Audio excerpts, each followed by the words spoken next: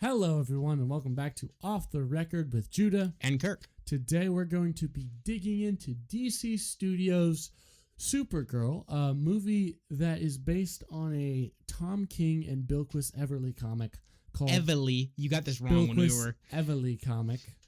Thank you for correcting me. Called Supergirl, Woman of Tomorrow. This movie clocks in at 1 hour and 47 minutes, which is real awesome, real short. It's good short watch.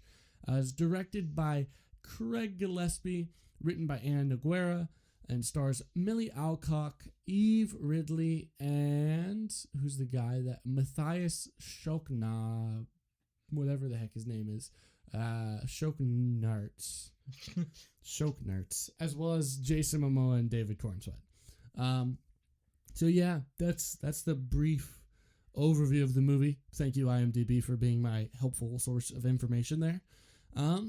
And yeah, this is a movie. It released in theaters. This is the second theatrical release for DC Studios and this new DC universe. And and we watched it 2 days early. And we watched it 2 days early, which this is still coming out a day after. But don't worry about it. That's just production time, guys. Don't even sweat. We have a schedule to keep, and we will keep our schedule, even when we don't keep our schedule. But we will keep our schedule. We are keeping our schedule.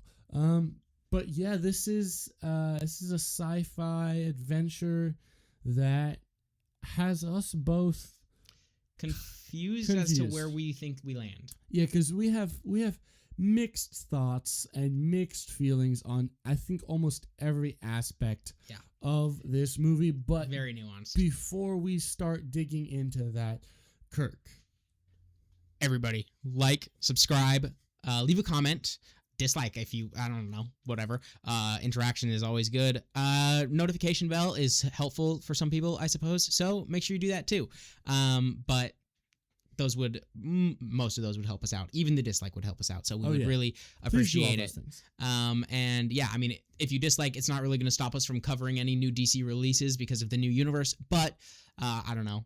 Tell us in the comments why you're leaving a dislike. So if it's something just part of our video making process, whatever. Yeah. But we're going to start us out with the positives of this because we are going to be on a positive note because we are just like David Corenswet as Superman. We are just positive. We are positive. We're not like Kara, like, drinking because we're sad and, like, oh, people suck and whatever. No, we are happy people. So we're going to start with the happy side of things. Judah. All right. So things I want to point out. Before we dig into character and story and stuff, I want to talk about the production design and the level of quality of this movie. So first of all, great production design makes it distinctive. One of the things I was worried about when I saw the trailers, I thought it was going to be too like Guardians of the Galaxy coded with the sets and the designs of ships and characters and things like that. No, it pulls from like Silver Age and then the Tom King comic, with the designs from Bilquis Everly, and makes some very interesting choices in the present day, and the alien planets are all very unique and different and rustic and kind of have like a 80s vibe to them. And it's really well done. The aliens are all very creative and unique that we interact with. There's some great ones we'll shout out as we walk along through the narrative. And the costume design is just on point. And also, I want to shout out Superman's costume in this movie. It looks better than it did in the Superman movie, objectively. It's better color. Oh, I was. Well, I mean, he's watched it like 20 times, so yeah. So I have thoughts, but it's better coloring. It looks better overall. Just so, props to the production and design. And it was very high quality CGI. There's like one moment during one fight scene that I was like, oh, we could have redone that or refigured that scene. But outside of that, the CGI is great. We saw this in IMAX. Very eye-catching, very eye-popping, entertaining, lots of great action. And I really want to point out as well some of the casting choices in this that were awesome. The casting choice for Ruthye is really good. Oh, yeah. She fits the role perfectly. That's based on the comics, which I really appreciate. She genuinely, you put a side by side of the girl in the comics and the girl in the movie, and it's pretty accurate for Ruthye. So I really do appreciate that. Yeah. Obviously, this is another one of those situations where the alien is basically just a human, but, speaking in a British accent, it's like, okay, and then the bad guy speaking in a Russian accent, okay, we get it, we get it. We don't like the Russians. It doesn't have to be in every single thing we ever make for all of human history. Please. I know we don't like the Russians. That's okay. It doesn't have to be everything, but bad guy's Russian. That's good. So, that's I guess a thing. Also, great casting choice, and David, I cannot pronounce his last name. That's Krem. Yeah, Krem. Or Matthias. I can't pronounce his last name. Yeah. David. Well, let me see. Let's see if I can get this right. You didn't have to. Okay. Matthias Schoenaerts. Probably. Schoenaerts. Okay, I'm going to trust him and his German heritage on that. It's Eastern European, and so he knows it better than I do. It's okay. Schoenaerts. Yeah, Krem. Great casting for Krem. It's more Nordic, but Jason Momoa is even better than anyone predicted. That's what I wanted to mention Lobo. Too after Ruthye is we're not going to get into super spoilers yet until we actually start talking about the movie, but for casting choices, Lobo is a great casting choice for what's his name again? I just forgot it. Jason Momoa, thank you. Jason Momoa fit this role perfectly. Yes. Genuinely, don't want to get too much into it because we're about to, but that was really good. Yeah. Casting on this was just on point. And even Supergirl's casting of Millie Alcock is actually pretty good. I think pretty good. She fits the role fairly well. She does a good job acting for the most part in this. Not like A-list celebrity levels, but also like I don't want DC to go broke on their second movie. So I'm not at all expecting that, and I can appreciate it. And again, she does a good job with her talents and with what she's given. And so I wanted to shout out that as well. She does do a great job with the character, which I was surprised by because I didn't think she was. I kind of went into this movie not wanting to enjoy it. Yeah, but I think we both did. But I will say, for me personally, my expectations were not very high. If you've seen our video on Supergirl Woman of Tomorrow, you know I don't particularly enjoy this narrative, and it's something we're going to bring up and talk about again on this episode. And you'll know that I actually did. So I already knew I wasn't going to like it, and I had low expectations. It blew away my low expectations. I still don't particularly like it. I do like aspects of it. So yeah, but without further ado, let's get into the good parts of the narrative that we want to highlight before let's give a brief narrative overview and then get into parts of the narrative that we like and then the parts that we don't like and discuss from there. So Kirk, narrative overview for us. Yeah. Overall, it is pretty similar to the comic run. Overall. Again, in the minutia, not so much, but this the biggest difference that's important to note for this is that instead of in the comics where it takes place over the course of months, like months and months, this takes place over 3 days. Yes. And other than that, compressed time frame. Okay, you get Krem. He comes in, he kills, not just. As in the comics, he doesn't just kill the father, but also the entire family of Ruthye. And then he gets off the planet by taking, just as in the comic, Supergirl's ship. Mm-hmm. And then there's, going around the universe trying to find him. All that stuff is similar. And then there's, a final battle where eventually Krem loses, obviously. And we'll get into some particulars about that towards the end of this video. But narratively, it does kind of follow those 3 stages. First on the planet, then at the, searching stage, and then at the resolution stage. And again, just like really compressed and which is kind of why I'm talking about it so quickly here, is because it really does get compressed into those 3 things. To be fair, it's less than 2 hours of movie. But,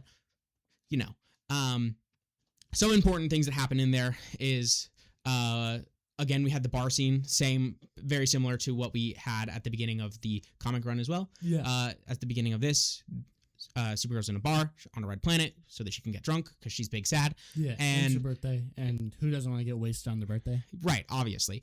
So then in that, we one of the things I do want to mention is, a lot of these places just all look like the first bar scene.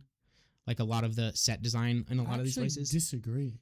Okay, well, we'll get into that in a minute then. But after they've done a little bit of exploring, they're in another bar, and then they meet Lobo, right? And then there's, again, a little later, there's some capturing that's happened, and there's Lobo. And Lobo does kind of just keep showing up.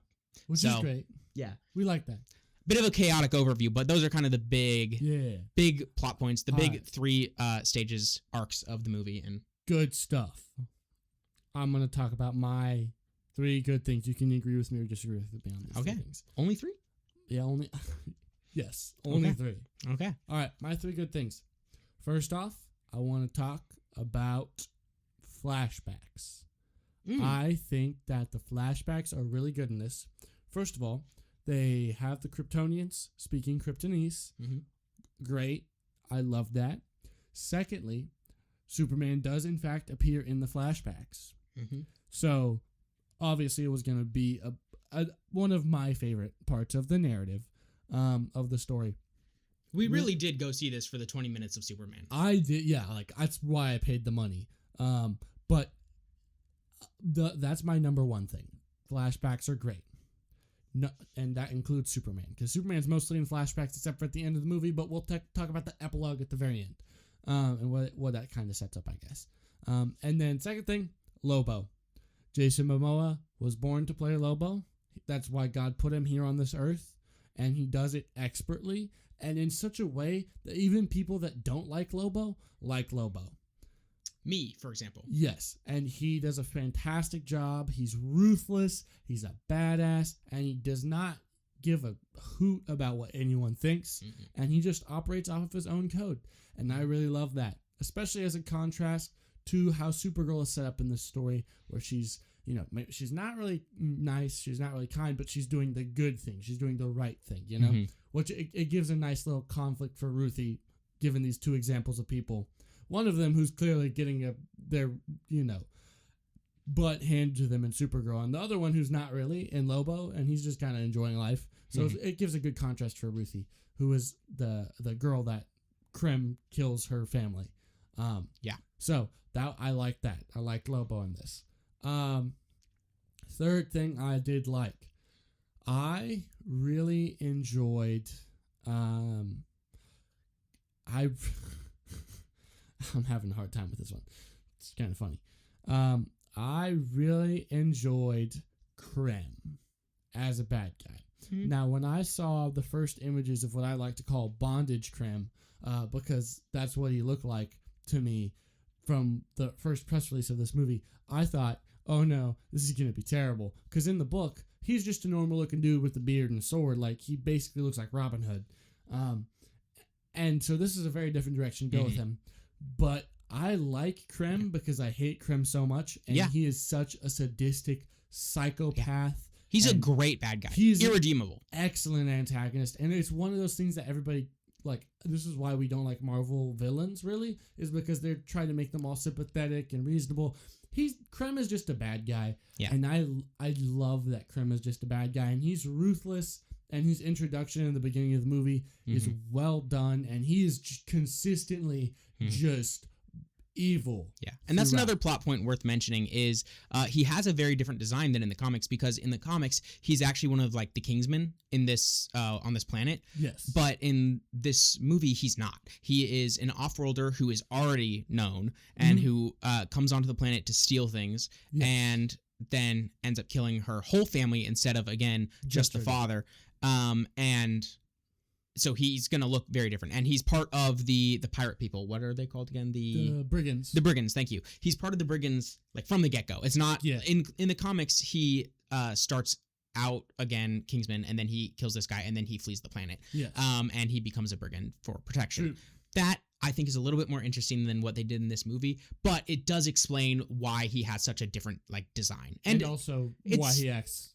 I think he acts differently than he does in the book. Like, no, he does, absolutely. I think in the comic he's potentially a redeemable character. I don't think which is wild. Kind of happens actually, and then Ruthye kills him at the end of the comic. It's interesting. But then in this he's not redeemable. There is no righteous path back for this man. Which actually, obviously we did a video on this before the comic, so I want to shout out that you should go back and watch that and see our thoughts on it. You should. Link it right here, Kirk. Yeah, if you're 15 into the video right now and you're somehow still watching, which is way past our average watch time, then you probably would also like that video. So go and do that after this, 100%. or pause and go watch that and then come back and watch this. As long as you finish this video, I don't really care how you watch them. Yes. But anyway, Kirk, your positives. So those were my 3 positives. What are your positives? I don't know that I can limit it to 3, so I will try to be faster with each one. So he's got more. Yeah, so first of all, I really enjoyed, I mentioned to Judah basically right when we left the theater, I really enjoyed having actual scenes from the movie with the credits rolling over top of them. In the beginning, yeah. That it's so good. I didn't realize that I was missing it until on a flight back from California, I was watching Top Gun, and obviously there's a long, 5-10 minute sequence of that. Yeah. And then in this, and I'm like, I forgot that I needed that actually. So that's really good. And I think that movie should keep doing that, and so I wanted to point that out. Another thing that was good is Lobo. I'll mention Lobo too. I really loved Lobo. I don't like Lobo at all, and in this, I genuinely every single scene that he was in, oh my gosh, I loved it. It was genuinely awesome and entertaining. Like seriously, go watch this for Lobo. Like it's good. Maybe not in IMAX. Maybe not. I don't know, but. Definitely when it gets out on streaming. Oh, yeah. And you can watch it on Hobo. You should do that because friggin' Lobo is awesome in this. Lobo. And the main man. Yeah, genuinely. I loved the flashback scenes as well. Yes. You mentioned them. I'm going to mention them too. They were genuinely so awesome. They were at the beginning when we were getting a number of them in a row. Mm-hmm. It was kind of the only thing that I liked. Yeah. There were some good things in there still, but it was like... I kind of wasn't really getting into the movie except for at the beginning with the flashback scenes. They do raise a problem, which will come up in the negatives, but I did like them. I did like them, and seeing Argo and all of that stuff, and just again some background to Krypton and context that helps for the entire universe, because the entire DC universe is kind of built around. I mean, despite it being called Detective Comics, it's not really about Batman. It's really about Superman. Which I like, but we're going to dig into why it's problematic at the present moment. Yes. So, that was good too. I agree at the end with Supergirl killing Krem. He really does not. We're going to talk and about so that when we get to the negatives, we will talk about that. But I liked it, so I wanted to mention it. I thought it was good. Man, there were a lot of things. I'm starting to forget the movie at this point. I'm going to be editing this. I'm going to be like, yeah, you should have mentioned that. You should have mentioned that. I liked some of the design that you were mentioning right at the beginning with when they're traveling through space and things like that. I really liked at the end when Supergirl kind of just went all out as well. Yeah, that's great. Like that's what I was wanting the whole movie. I was like, come on, guys, power scale properly here. She can do a lot more than this. Like when she's like going after all these bad guys, it should be just like a quick zip across the screen. She's taking out one, zip across the screen, and it's like in milliseconds she's taking out 20 people versus how long it takes. But then at the end, it does get more like that. Though I have a massive negative for when they actually do power scale correctly for what they do with the scene. So that's coming up. But I did like that they eventually got to that. And yeah, maybe throughout this, if I remember anything else, I'll mention positives. Maybe Judah will as well. But let's get to some of the negatives. All right. Judah. Okay, so I'm going to talk about something that I think you're probably going to disagree with me on. Not the thing that you think I'm about to say. Narrative incoherence. I think that this movie needed to be restructured scene-wise. I think that we needed to cold open on Kara as Krypton. We need cold open with Krypton, end with her getting sent off and the Superman thing, and then cut to her partying, opening credits. That should have been the opening to the movie, in my opinion. That would have made it better. That we follow her when she goes into the bar, and then she's met there, and then we kind of can get the backstory from there, right? And it would be more emotionally relevant to us, because I'm gonna be honest, I don't think Supergirl's the main character in this movie, and that's okay. Right? I don't think she's the main character in the comic either. She's Ruthye. Not. It's Ruthye for sure, but it's more like we get the main character reveal at the back. Like we're like, okay, if we're following it like that, we're like, okay, there's this girl pirate killed her family. We don't really know what that was about, but like let's go see what it's about. And then we could see Krem. And then maybe when we see Krem for the first time, we get Ruthye flashback and we can see how brutal Krem is. Going back to how the movie did open with the Krem scene, family being there. So one of the compelling things that we talked about that's from the comic is that there's an actual reason for Ruthye to be torn, for Ruthye to not just go all out and be vengeful. And that's because she still has a mom and a brother waiting at home for her. Yeah. Right? In this, you eliminate that because Krem doesn't just kill the dad. Krem executes very brutally everybody in the household. Yeah. And so it kind of negates and limits and really narrows the conflict that Ruthye has. Yeah. By the end of it, the resolution is supposed to be this choice between killing Krem and not killing Krem for Ruthye. But where in the comic she had the choice of you kill Krem and you kind of lose your family at that point, or you don't kill Krem and you go back to your family. Yeah. It's you kill Krem and Kara kind of mad at you, and you don't kill Krem and Kara kind of happy with you. You don't have the family with it at all. Yeah. It's just like Kara's just saying, hey, don't kill him because I said so. It's like, no. Oh, you'll take it with you the rest of your life. I don't have a life. My family's dead. Yeah. That doesn't matter. So it does. I agree. It really ruins that part of it. Is not good there. I do actually really quickly. I remember one of the things I wanted to mention as a positive was the scene of Krem killing the family. Obviously a horrible scene, but also a great scene. First of all, the brother is so dumb. You should be able to hear through the freaking headphones. It could be noise canceling.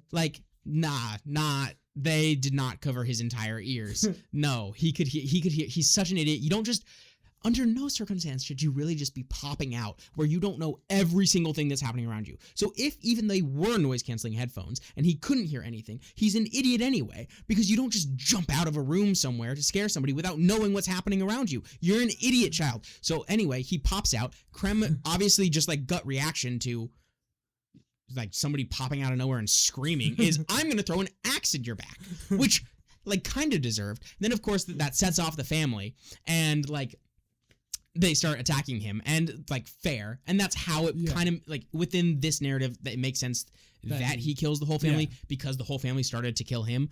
But that it shouldn't have been there in the first place. But with it being there, I really liked that the father had a contingency plan of these probably magnetically attracted mines that he turns on and they all fly to the ship and blow it up. And then it gives a good reason for Supergirl to be involved because he takes her ship. Yeah. And it does kind of make sense through that whole narrative. Again, the whole Supergirl ship thing would have been solved though if he never had a ship in the first place because he originated on the planet. But okay. So that was the father in that scene having that contingency plan blowing up the ship that the action sequence of that was really cool. Yeah. And I want to mention it as a positive. If we're going back to positive, the action in this movie is really great. Yeah. And Craig Gillespie, the director, clearly knows how to do some action. Oh, yeah. So, another plus. You will enjoy the movie even if you have qualms with it at the end. Mm-hmm. Partially due to the action. Probably primarily. Yeah, go into it looking for an action movie and you'll be a little bit more positive coming out of it. All right. Now, we're going to talk about Krypton. So, James Gunn very boldly decided to make the Kryptonians in Superman like Viltrum from Invincible, which it has comic backup. Cite your birthright or whatever the heck that you want to cite. Doesn't mean it's not stupid. I've read those. It doesn't mean I don't like it, and that I don't like it, and I disagree with it. I think it's very dumb.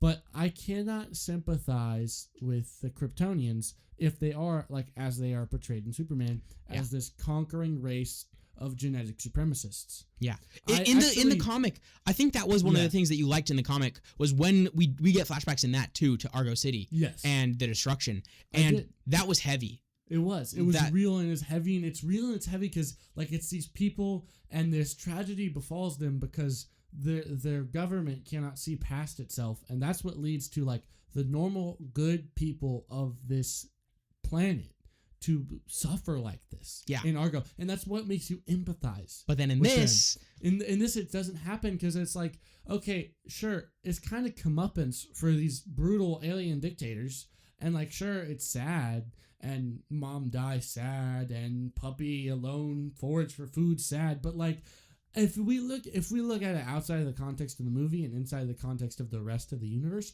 I mean, I'm gonna be very frank. Good. You deserve it. Krypton deserved to die if it was like that. Yeah. And like, I was talking to Kirk about this earlier. A narrative where Krypton is evil only works when Kal-El is the only son of Krypton, like where he's the only survivor outside of like Zod or someone, right? Where there's a counterpoint to him to represent the culture he's rejecting, right? That's the only time it works narratively. We cannot have a Superman family if Krypton had no inherent good and was in fact a vile empire. You know what I mean? Like, Supergirl could just as easily be Zod.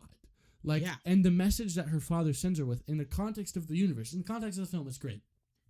But in the context of the broader universe, the message that her mother and father give to her makes no sense when she's going to Earth. No. And it's really bad, and it's really poorly written, and it's a decision that James Gunn made that has really like inhibited. Because he doubled down in the Superman movie once it came out. He really doubled down. Like, no, this is not a translation error. This is not a fake. Yeah. Like, they really said that. They really meant it. Okay, with that being the case then, are we really going to say that within the universe, it was just that crackpot family that was like that and wanted their son to be like that? Okay, let's take that.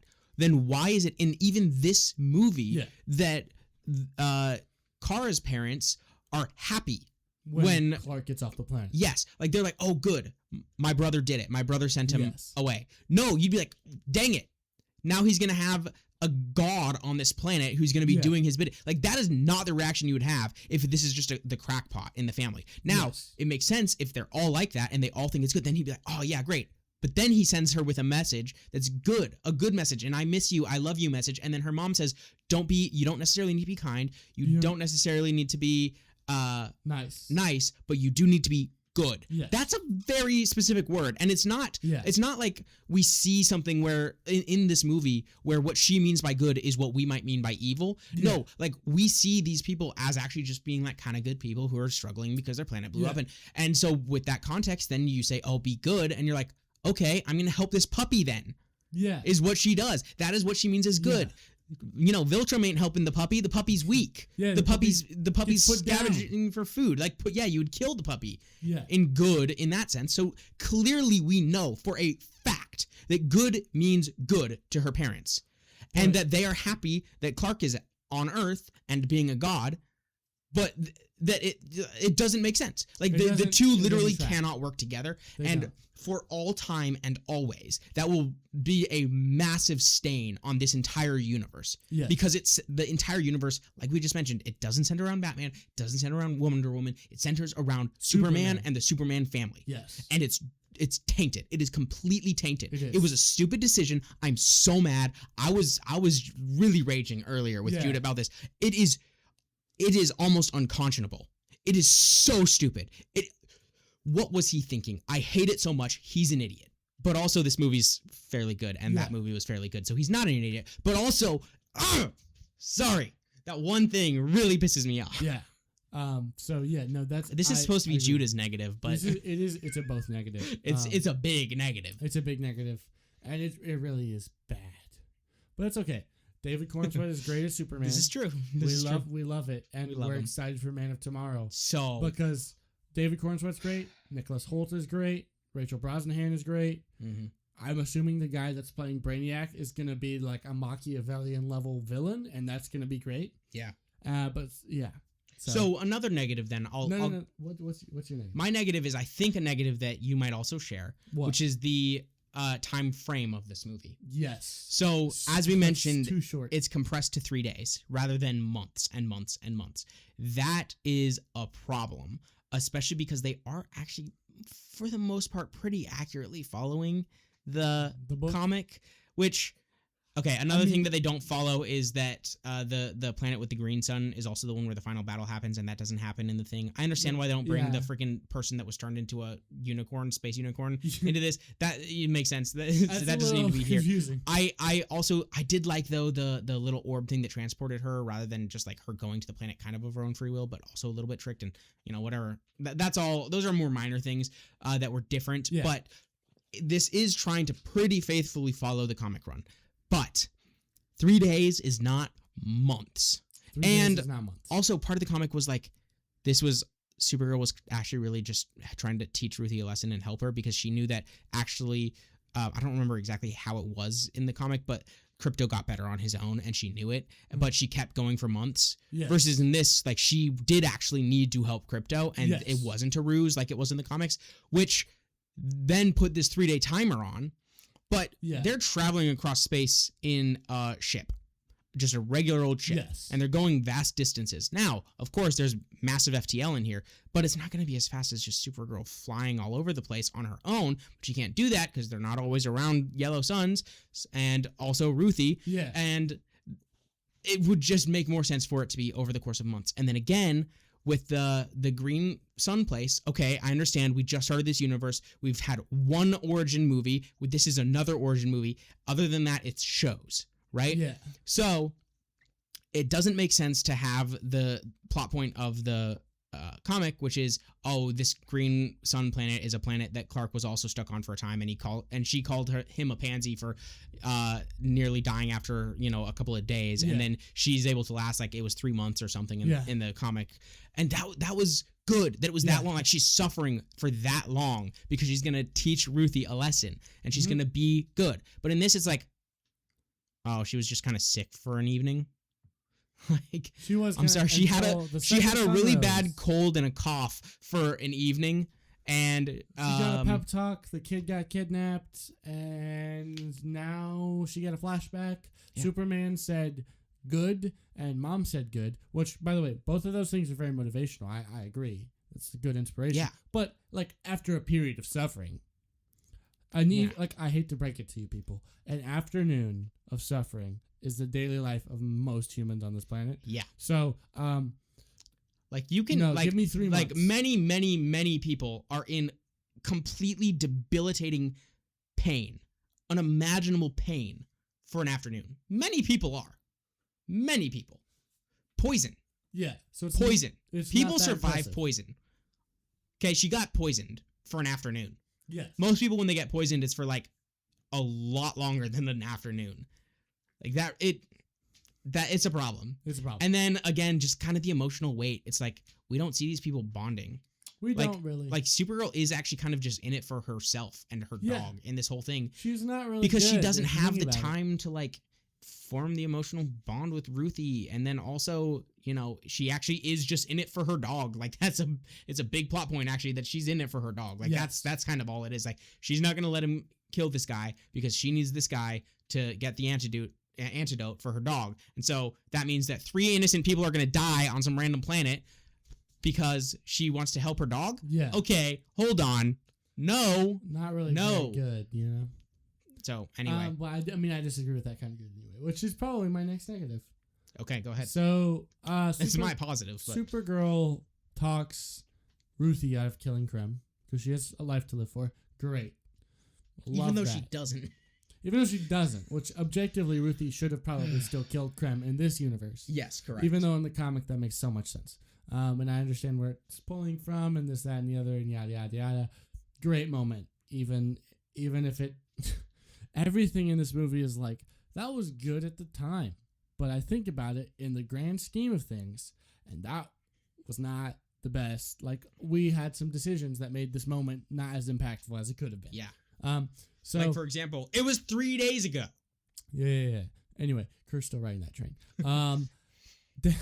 Then we get Supergirl stabbing Krem to death while Lobo proudly onlooks from a distance away while she's like, this is for my dog and this is for the family you killed. And now you might be saying, Judah, do you have a problem with characters that kill?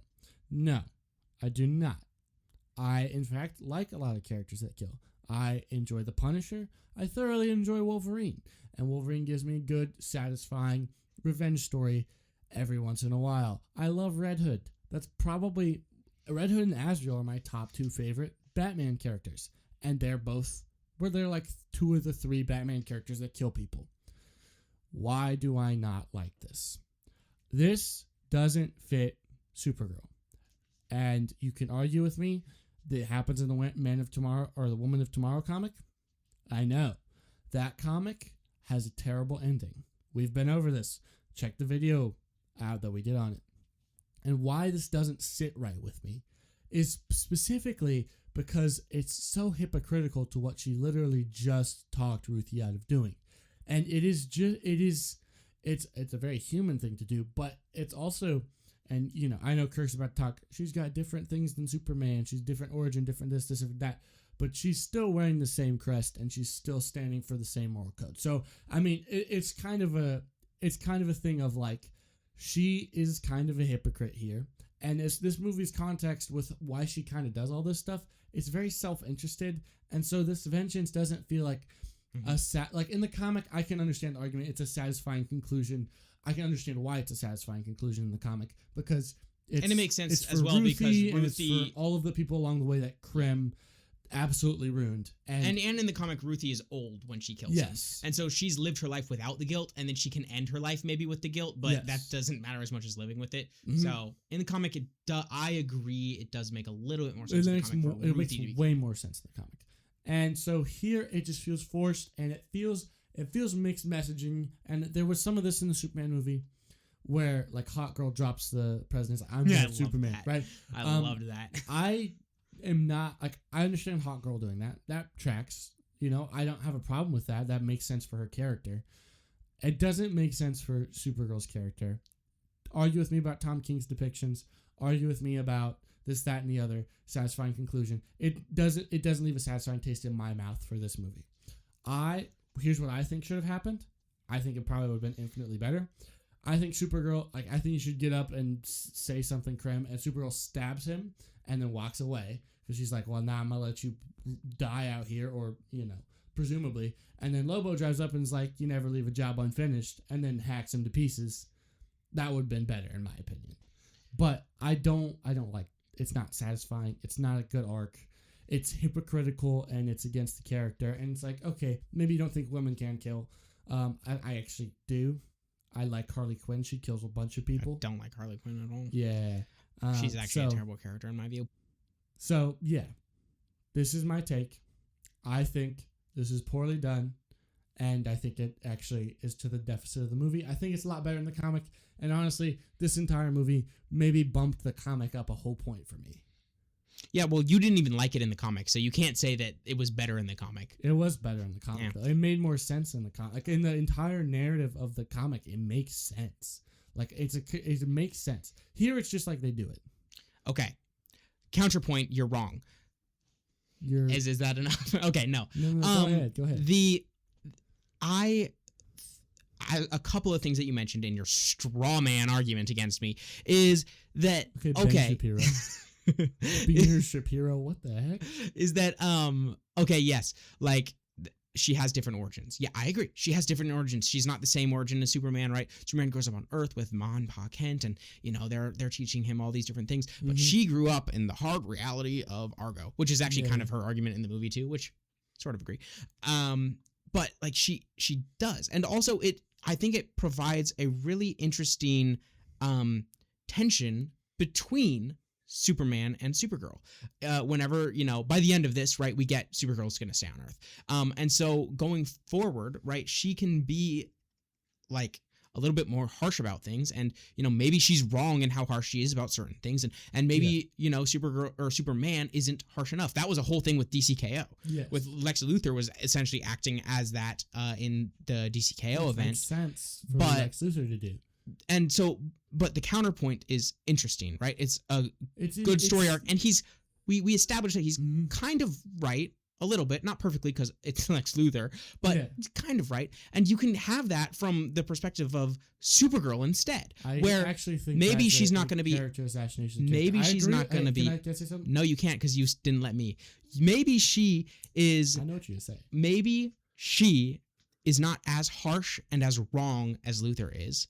Maybe she's not wrong at all. And so that means that she can't be nearly as harsh. Jeez. Not in this specifically, in future, about certain things in future. So maybe she's not as harsh because she's not wrong. And that's something that, Superman can kind of take on. But he's never going to lose, like, what makes him Superman, which is, like, the best possible outlook on everything, which is what she mentions in this, too. Like, he's not going to lose that, but maybe he can be a little bit more realistic about things, right? And like, I think that going forward, that can provide some interesting tension that I don't know that we often see, except for when it's a villain telling him that. But then you can't just like believe the villain because the villain's the villain and the villain's going to lose by the end of the day.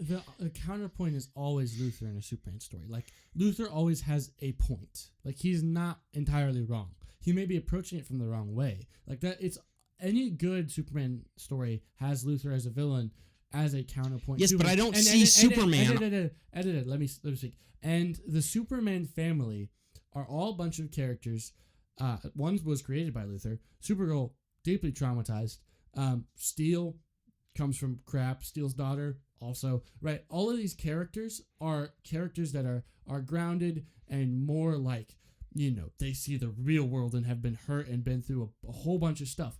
And the good thing about the Superman family is Superman rubbing off on them and showing them what it looks like to, like, not just look like, but not look past people's problems, but learn to forgive and learn what is a just punishment and what is vengeance. And my problem with this is that... So they can't start out perfect then. Yes.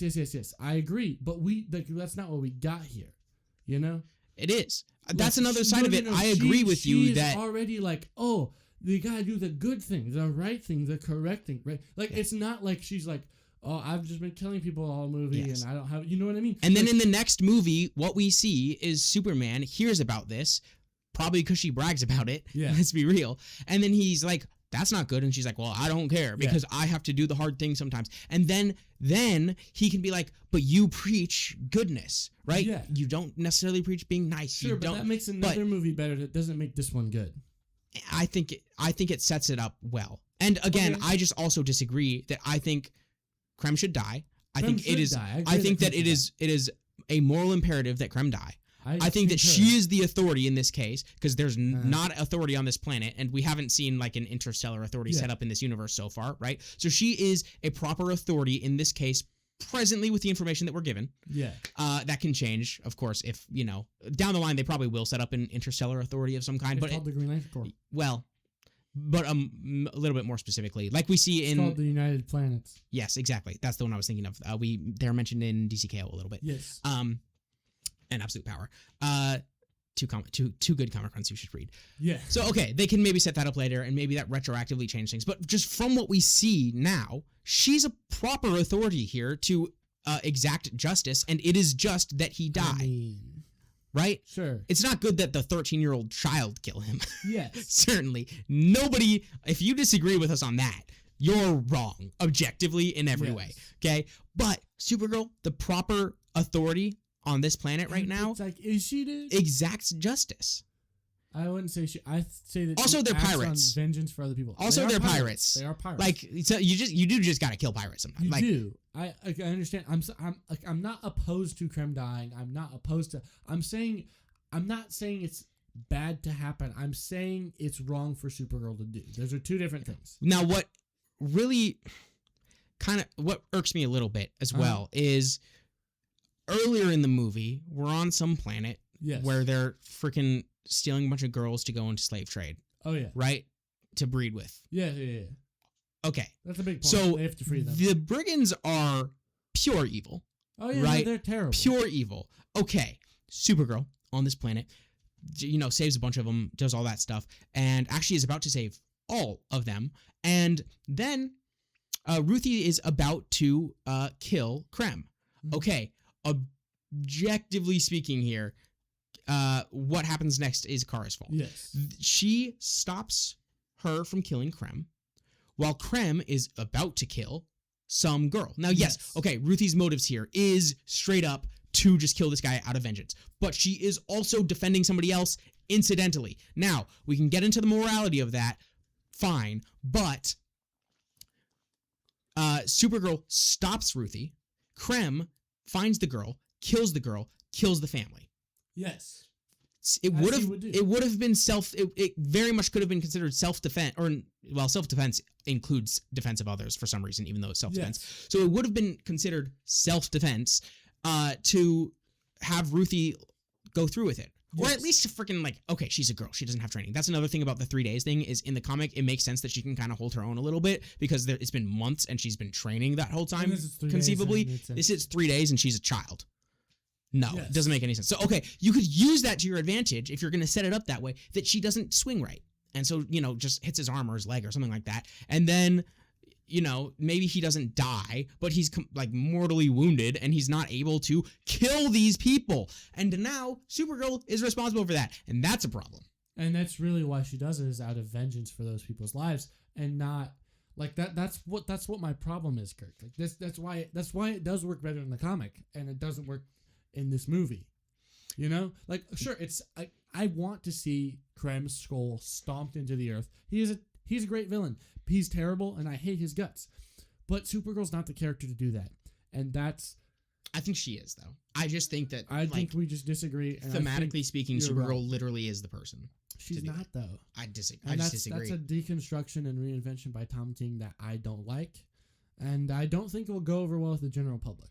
So that's my take. I guess we'll see. We simply disagree on this. I think it's good. You think it's not. Yes. We have reasons that we disagree on whether or not those reasons are good. Both of those have valid backups and reasoning, and both of us committed fallacies in our arguments. Let us know in the comments. What you think. Yeah. Who do you agree with more? Do you not completely agree with either of us? Maybe have something a little bit more opinion? I would love to hear a third opinion. Yeah. Do you think Ruthie should have killed him? Don't say, because I will delete your comment. Yeah, because those terrible. You're wrong. You're wrong. So yeah, no, that's what I think is bad about this movie. Kirk, do you have anything to add? Yeah, you're wrong. You're wrong, and you talk too much. I'm right. And I had other things to say, but I forgot them because you were talking so much. I actually talked probably equally as much as you in this video, and that's the first. Anyway, digging into the epilogue. So kill the people, Lobo rides off into the sunset, yada, yada, yada. Oh, wait, no, hold on. There was one thing. The action sequence at the end where Supergirl finally goes all out. I mentioned we were going to talk about this. You did. So this is before she obviously kills Krem.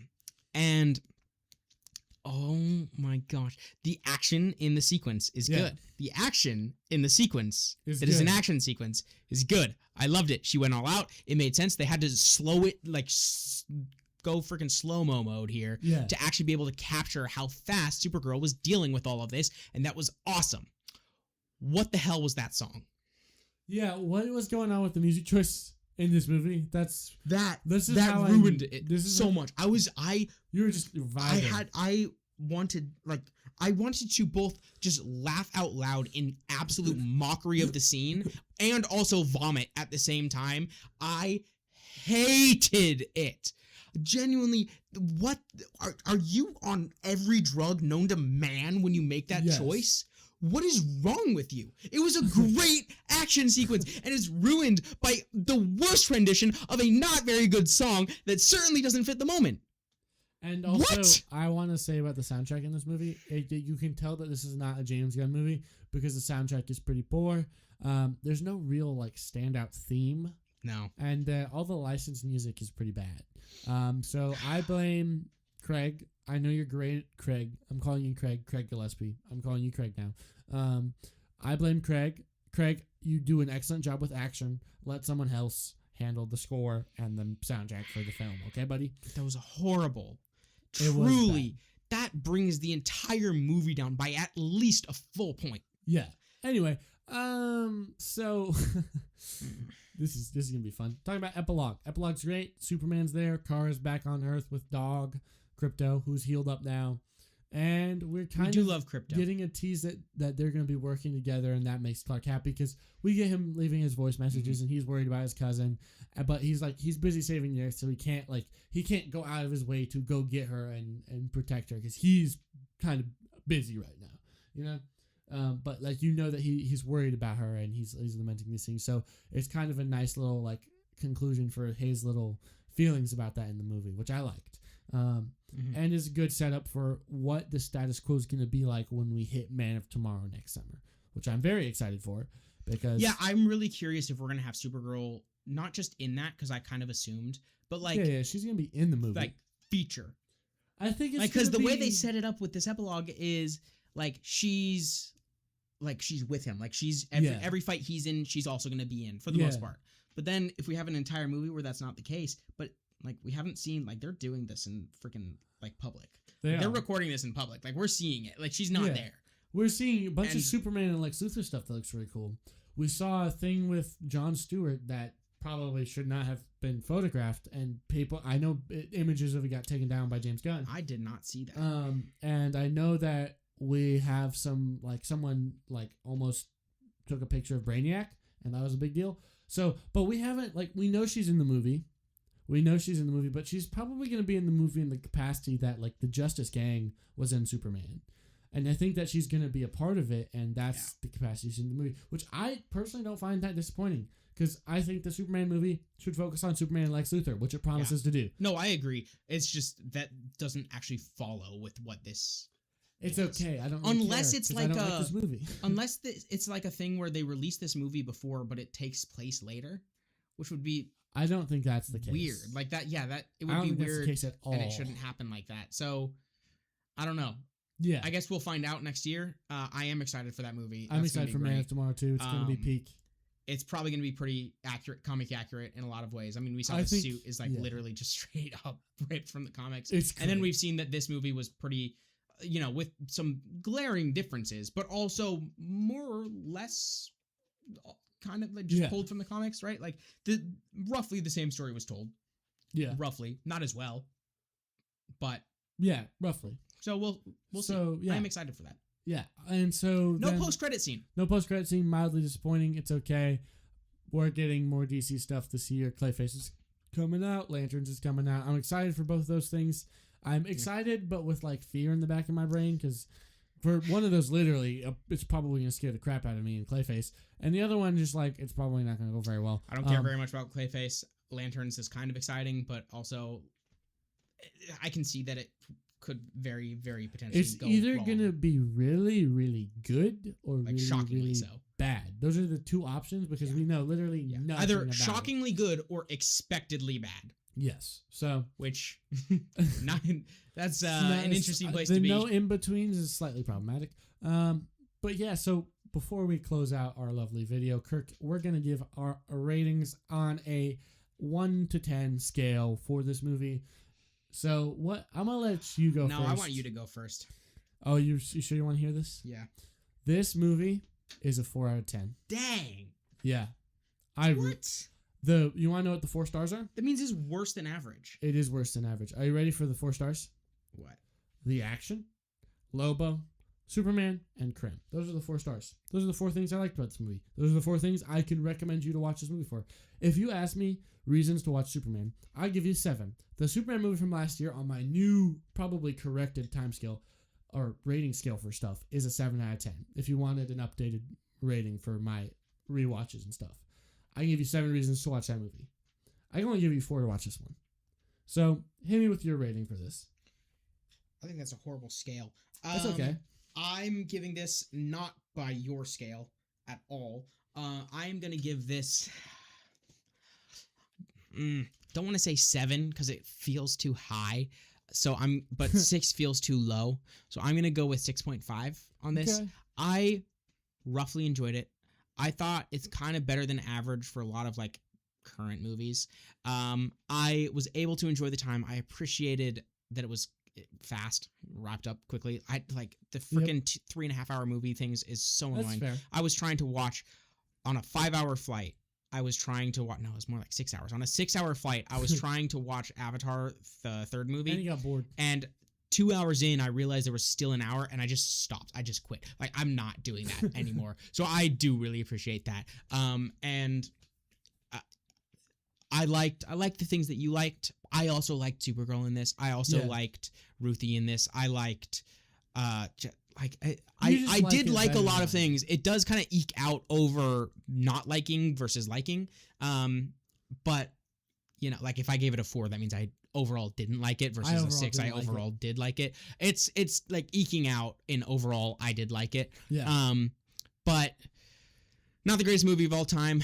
I would definitely say like Superman was 8.5. So a fair amount above this. Not 7, but a fair amount above this. Yeah.